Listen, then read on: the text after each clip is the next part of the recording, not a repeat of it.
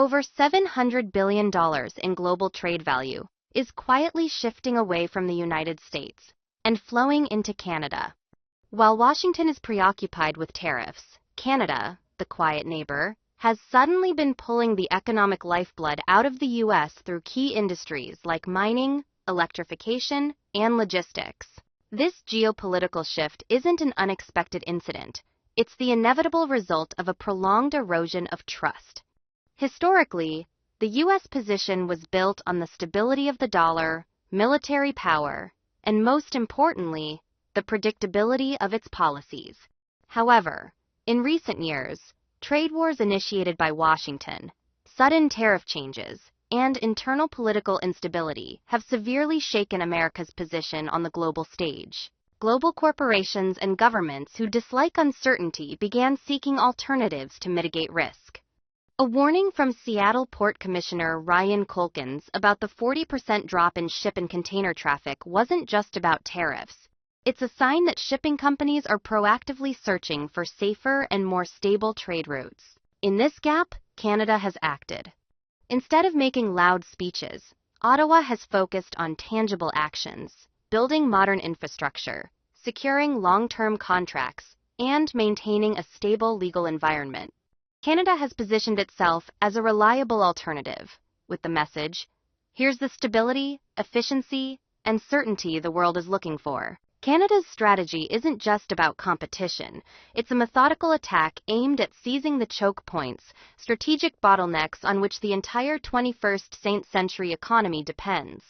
This is a takeover executed with 5 pincers, creating a closed system that neutralizes America's advantages one by one. Canada is pursuing long-term control over battery minerals. Canada isn't rushing to sell resources for short-term gain. It's positioning itself as the gatekeeper of the global EV industry. Every manufacturer from Tesla to Ford with multi-billion-dollar factories has become a hostage to this supply chain. The result, the U.S. may have lost $38 billion in potential battery manufacturing value, not due to a lack of technology or factories, but because of the risk of material shortages. According to the Peterson Institute, this is a loss of industrial sovereignty, a strategic failure that can't be measured in dollars. Controlling minerals is just the beginning. Canada is tightening the noose by turning America's energy dependence into a strategic weapon. For years, the Northeast and Midwest of the U.S. have relied on cheap hydroelectric power from Quebec and Ontario. 2025, Ontario imposed a 25% surcharge on all electricity exported to the U.S. as part of initial retaliatory measures against U.S. tariffs on Canada. This surcharge will impact 1.5 million homes in Michigan, Minnesota, and New York, causing losses of up to $400,000 per day if it remains in place. Any power producer selling to the U.S. must add the 25% surcharge, which amounts to $10 per megawatt hour. This surcharge adds to the $30 billion in retaliatory tariffs already imposed. Currently, Ontario exports electricity generated throughout the province directly to Michigan, New York, and Minnesota. Ontario has 26 transmission connections with neighboring areas, 11 with Quebec, 3 with Manitoba, 1 with Minnesota, 4 with Michigan, and 7 with New York. The ripple effects from Ottawa's decision could shake things up big time for Detroit economically and socially. It's a direct hit to the competitiveness of factories across the Rust Belt. Higher production costs, slimmer profits, and jobs on the line. That's what's at stake. A single move in Ottawa could spark an economic storm across America's key industrial states. Canada's power price hike. It's not just a jab, it's a calculated double play, way beyond simple retaliation. First, it's punishment. A sharp, painful counterpunch to U.S. tariff policies. But it doesn't stop there. Sources say Canada's locked in long-term energy deals with Europe and kicked off plans for a transatlantic power cable. This isn't just raising prices. It's Canada weaponizing its energy. They're signing stable, high-value contracts with Europe and planning that undersea cable to prove a point. The days of special treatment for the U.S. are over. Canada's energy is now headed to whoever pays top dollar and offers the most stability in the AI race. Canada's pulling ahead, raking in capital and talent, with a jaw-dropping 31% spike in AI investment, compared to the US's measly 6%. Take TELUS, for example.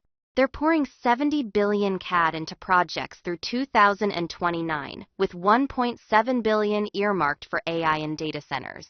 Canada's building a rock-solid ecosystem with three things the US is sorely missing: legal stability through data agreements with the EU, immigration policies that welcome top talent, and cutting-edge infrastructure. Meanwhile, America's polarized politics and flip-flopping policies are scaring off investors and experts who don't want the risk. Now, let's talk logistics. The US has long leaned on its geographic edge and hubs like Chicago's rail network, but Canada's flipping the script in the first half of 2025. U.S. container traffic dropped 12.7%, while Canadian ports like Vancouver and Halifax surged by 26%. Big players like Maersk and CGCM are rerouting from Seattle to Canada's coast.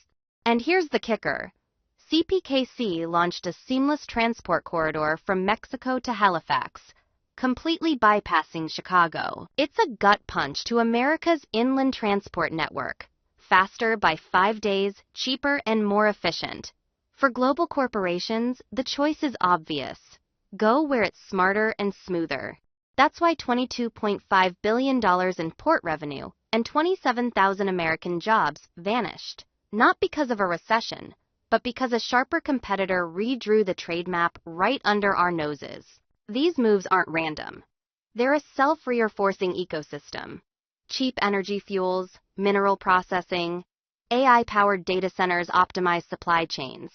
Efficient logistics move resources to global markets. And it's all backed by a stable political environment that keeps pulling in more capital and talent. This is a masterclass in controlling the value chain from start to finish. From raw materials in the ground to finished products on shelves in Tokyo, it's left America isolated and scrambling right in our own backyard. What we're seeing is two opposite trajectories. Canada's on an upward spiral while the US is sliding downward. Canada's stability, both political and legal, is like a magnet for investment. In a chaotic world, that stability is pure gold. Capital's flooding into Canada as a safe haven. The world's best engineers and researchers are flocking to cutting-edge, well-funded projects in a welcoming environment. This concentration of money and brainpower is sparking a Cambrian explosion of innovation, turning Toronto and Montreal into global hubs. On the flip side, America's caught in a negative loop. Political chaos, social division, and unpredictable trade and immigration policies are creating a risky environment.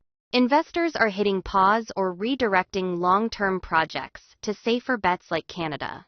Fewer new projects and an uncertain climate make the U.S. less appealing to global talent. Even American citizens are starting to look elsewhere for opportunities. With less capital and fewer bright minds, America's innovation engine is slowing down compared to its rivals. The U.S. isn't just losing companies. It's losing the ecosystem that creates the companies of tomorrow. Once that ecosystem takes root somewhere else, rebuilding it is nearly impossible. This is the kind of loss that cuts deepest. Not just a single battle, but the ability to compete in the wars of the next decade. Canada's proving that in today's world, stability and predictability can be as powerful as military or economic might. Is Canada quietly cutting ties with the U.S.? Nuclear submarines, radar systems, and a chilling message from Ottawa.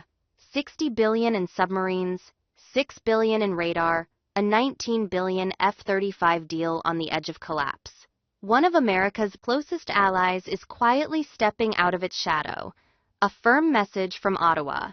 The USC-Canada relationship is deeply fractured, but this time it's not about tariffs or immigration policies.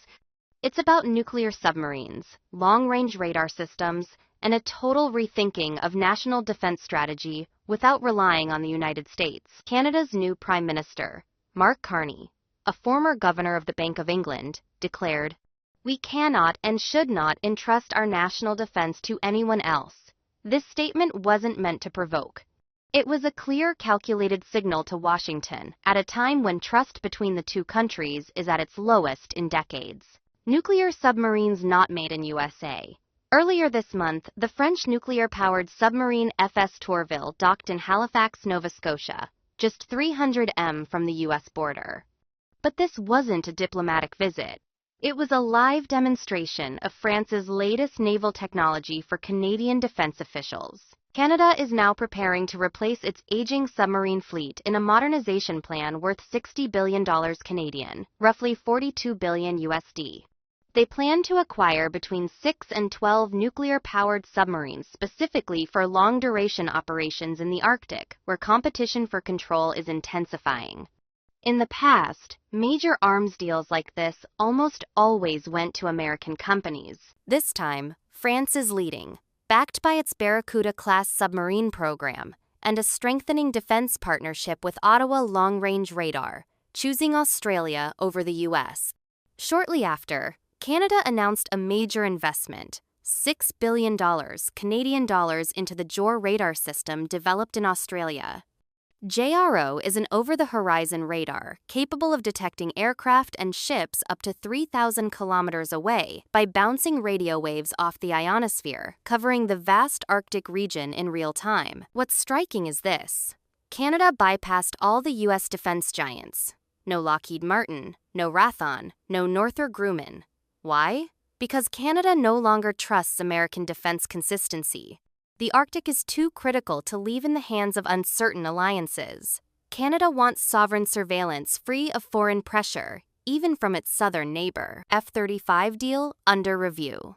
Then came the bombshell. Canada is now reconsidering its $19 billion U.S. contract to buy 88 F-35 fighter jets from the U.S.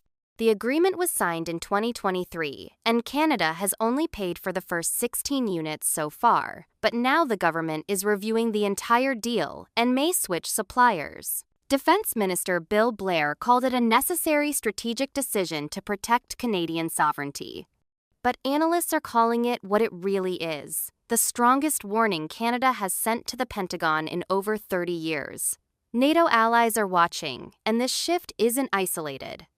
Just weeks ago, Portugal canceled its own F-35 procurement, citing unpredictable U.S. foreign policy as a key risk for NATO unity. Portuguese Defense Minister Nuno Melo made it clear.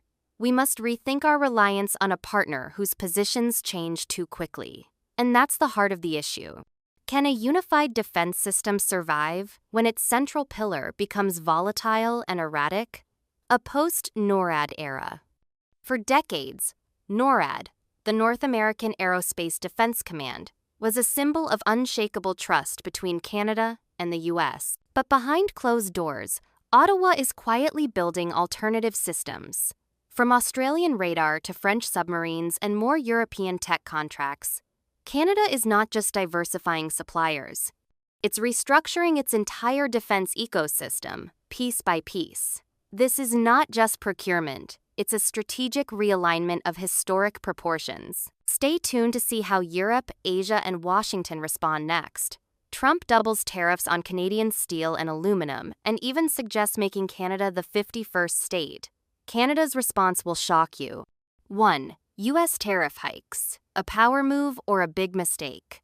Trump's 50% tariff on Canadian steel and aluminum is meant to protect American industries. But here's the truth. A report from the U.S. National Economic Council shows that this move has already pushed domestic production costs up by 10 to 15%, making American businesses less competitive worldwide. And it gets worse.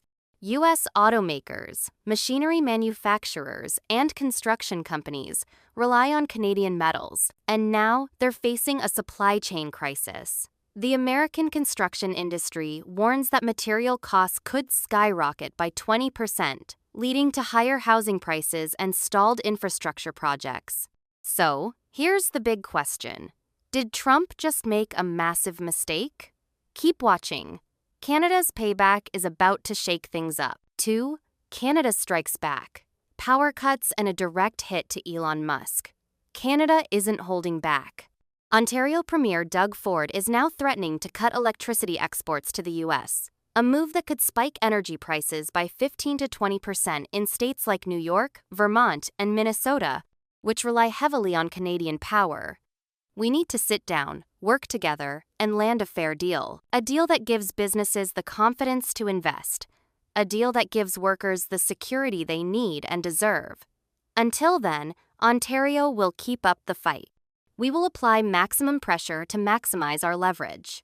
That's why today we're moving forward with a 25% surcharge on electricity exports for the 1.5 million American homes and businesses that Ontario powers homes and businesses in Minnesota, Michigan, and New York. But here's where it really hurts. Canada is considering terminating its contract with Elon Musk's Starlink, a major setback for the billionaire's satellite internet expansion. If this happens, millions of people in rural areas across the US and Canada could lose access to high-speed internet. This is Canada's message. They're not backing down.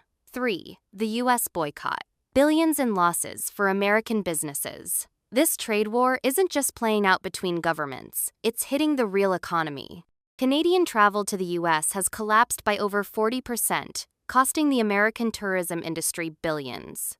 Tourist-heavy states like Florida, California, and Nevada are losing huge revenue, and the damage doesn't stop there. Canadian businesses are now cutting imports from the US, shifting to Europe and Japan instead. Some of America's biggest brands, McDonald's, Coca-Cola, Walmart, are feeling the pain with Canadian sales dropping 8 to 12%. American companies are bleeding money, and Canada is just getting started. 4. China moves in. A massive win for Beijing. While US-Canada relations collapse, China is stepping in fast. According to Canada's Ministry of Finance, Canadian oil exports to China have surged by 25%, making Beijing a strategic alternative to the US. And it's not just oil. China is buying up Canadian wheat, beef, and lumber, key exports that used to flow south to the US. If this trend continues, China could replace the US as Canada's #1 trading partner within 5 years. So, here's the real question. Did Trump just hand Canada over to China on a silver platter? 5th, long-term impact. Who's going to feel the pain? A University of Toronto study predicts that this trade war could shrink Canada's GDP by 0.5%. But the US could take an even bigger hit, losing up to 1% due to rising costs and massive supply chain disruptions. And investors, they're already panicking. The S&P 500 plunged 3% after Trump's tariff announcement, while Canada's TSX index held strong thanks to its shift towards Asia. If this war drags on, both economies will suffer huge losses, but the US may take the biggest hit. So, what happens next? Will Trump back down? Or is Canada done relying on the US? Stay tuned. This economic war is far from over. Aside the times, perhaps with Canada's new Prime Minister, Mark Carney, breaking with tradition and traveling to Europe, not the United States on his first official foreign trip. Carney was greeted warmly by the French President Emmanuel Macron. And then in London, Carney met with his British counterpart Saki Sama, $6.5 billion US. That's the amount Canada just spent to protect itself from US threats. Prime Minister Mark Carney has just signed a significant military agreement with Australia, marking the beginning of a strong and independent Canada. Prime Minister Mark Carney, after completing his European tour with important agreements in France and the UK, has returned to Canada and made bold political decisions. But it's not just about meeting with traditional allies. Carney has also announced a new strategy to protect Canada's sovereignty independently without relying on support from the US. We can stand up for ourselves. It's Canada strong. We can stand up for ourselves. We've called out those comments. They're disrespectful. They're not helpful. And they need. Carney announced the allocation of $6 billion in a partnership with Australia for an over-the-horizon radar system that can provide early warning coverage from the Canada-US border all the way up to the Arctic. One of the most notable moves is the $6.5 billion US deal Canada signed with Australia. The long-range radar system provided by Australia will help Canada protect the Arctic region without needing assistance from the US.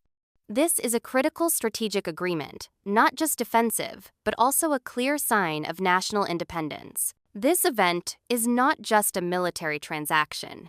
It's a strong political statement, affirming that Canada can stand on its own in key issues without depending on major powers. For years, the Arctic has been a strategic area that the U.S. has valued highly.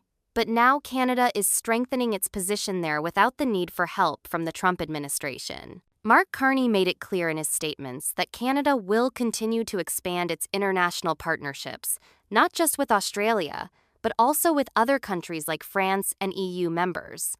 This message is not only a warning to the U.S., but also demonstrates Canada's ambition to maintain an independent, strong, and influential global position. As relations with the U.S. grow increasingly tense, seeking out other strategic partners has become essential to protect national interests.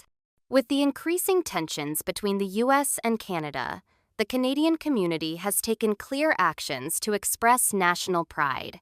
A prime example is the decision by the city of Mississauga, where American flags at public locations were replaced with larger Canadian flags as a way to protest Trump's policies and assert the people's autonomy. It's sad that one man and his group of followers are disrupting markets, making life difficult for business owners on both sides of the border, and undermining such a mutually beneficial relationship, said Carolyn Parrish, the mayor of Mississauga. This is not just a symbolic gesture, but a strong reaction expressing dissatisfaction with the threats from the U.S. while reaffirming that the Canadian people are proud of their country and ready to defend their right to self-determination.